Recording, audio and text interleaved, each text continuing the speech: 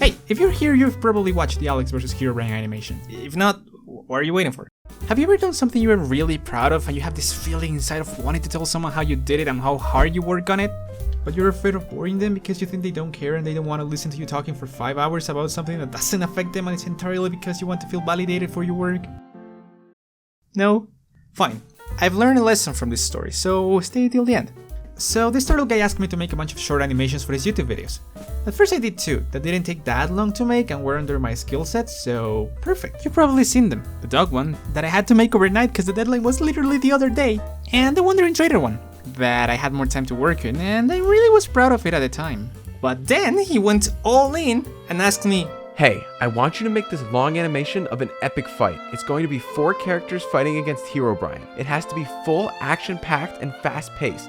There's going to be explosions, destruction, chains, ropes, sacrifices, tons of characters, and this epic and intense anime fight between Alex and Herobrine, with potions and tons of special effects. Oh, I don't think And a dragon. There has to be a dragon. You think you can do it by tomorrow?" Okay, that last part is not true. But for real, that description scared me. That was way over my skill level. May I remind you, I'm not a professional animator. I just jumped straight into a YouTube video and started making trashy animations like this one. You know, and that's the fun in it. You want to be the hero of the server. Look, this is the first animation I've ever done. And every hero needs an origin story. I'm not an expert. For all I know, I could be doing everything wrong. But something inside of me wanted to accept the challenge. That description seemed like something maybe I could have thought of doing in like a bunch of years, but not now. But I said, I'll do it. So we started working on it, so let's get straight to the behind the scenes. First scene. This was just a warm-up. Easy walking, just dialogues, beautiful. Maybe the hardest thing here was the walking animations, because they are hard to make for me. So I just looked up a tutorial on YouTube and followed it 4 times for each character. Yeah, real professionalism right there. Okay, second scene, the first fight. Okay, so here's where the fun begins. Fight scenes. I've tried doing fight scenes in past videos, but never like this one, let alone a one before. Parenthesis, you have to know that I'm a huge fan of action movies, especially superhero stuff. I always enjoy watching epic fight scenes, so I knew making one was going to be fun. The first slow motion is clearly inspired by these 2 scenes in movies. I like showing all the characters. The blacksmith putting his mask on was something I really thought it looked cool and added something more interesting to the character. Also, I didn't want to animate eyes again, so yeah, cutting corners what I can. And then everyone attacks, and cool, but first, let's talk about chains. I didn't know how to do chains. I took an entire day just learning how to do chains, and I don't know if I got lazy at the end of the tutorial because I couldn't understand what was going on or what the guy was saying. And the guy was like, okay, so we put the bone here. Okay, here. Then we select it. Okay, select it. And finally I'm going to tweak it a little bit, and there you go. What, did you just skip like 1,000 steps? Why doesn't mine look like that? I rewatched it a bunch of times and I couldn't get what he was doing. So I left it there, and it kinda worked without the last part. So I left it like that, copy and pasted it, and used this thingy to make the chain larger and then tinier to make it disappear. But if you look close enough, you will see a tiny chain that is still there.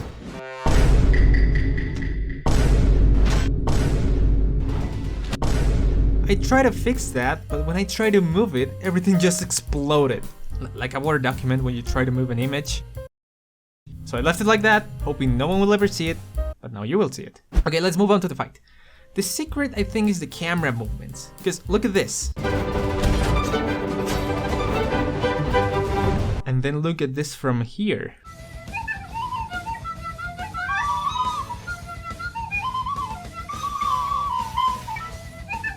Not the same, right? Another thing I've learned is that if it doesn't show in camera, then it's not important. Now the main event. The Alex fight. The Alex vs. Herobrine fight also took a lot of reference and inspiration from other movies and other YouTube videos. First, I was inspired by Superman fights with those shockwaves because I wanted the hits to feel strong, and making the camera shake with every hit helps with that. How did I make the shockwaves, you may ask? Well, I just looked at a tutorial. Then there are slow motions in certain parts of the fight, like those in the Songs of War animation, which was a huge inspiration by the way. Then this scene, fast hits like in the Eternals movie. It was really fun to make. it's actually pretty similar now that I look at it. Huh. Now the last part. The sacrifice. Even though it looks simple enough, this rope almost destroys my computer. You have no idea how long this scene took to make just because the rope was lagging everything. And again, I didn't know how to do ropes. Did I look up a tutorial again? No, I'm a lazy person. So I had an idea.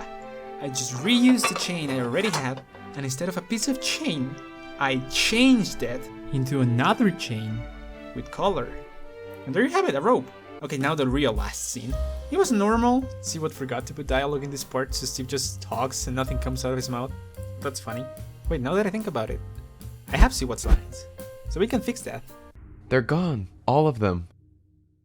I want you to make this long animation of an epic fight. And we end up with a cliffhanger. Are we gonna make a sequel? Well, we have a special guest tonight to answer that question. What is this, a talk show? You know what? Now it is a talk show. Welcome, Steve! Hey Steve. Hi. Your friend Nitwit was here the other night. How do you feel about the animation? It's amazing to be a part of it, but I think Alex completely stole every scene she is in. Yeah, that's true. You were amazing too though. Thank you. So, okay Steve, I have a question for you. What is next in your story? Well, you're gonna have to find out. I can't spoil anything, but I'll tell you this. Oh. Hey, can we maybe show something of what's coming? A little teaser? Sure. Okay, great.